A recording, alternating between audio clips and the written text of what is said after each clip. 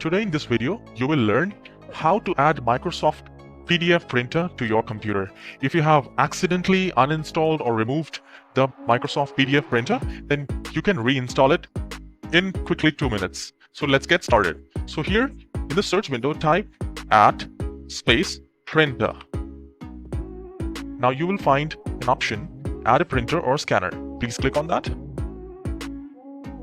Now here, you need to click on add printer or scanner.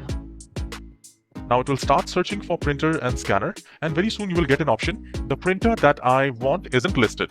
You need to click on that. And there you need to select the last option, which is add a local printer or network printer with manual settings. Click on next. Here you need to select file, print to file, and then click on next. And here you will select the Microsoft, and here you need to select the Microsoft print to PDF version 10. Now here is a catch.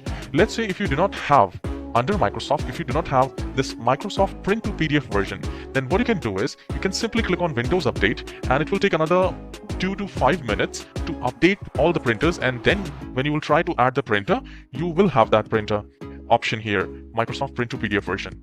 You know, even I had, when I removed that, the PDF was removed and I was not able to find it. So since when I clicked on Windows Update, I got the Microsoft print to PDF again. So once you select it, just click on next and you will be able to, and make sure you need to select use the driver that is currently installed, and just click on next and the PDF will be installed like this.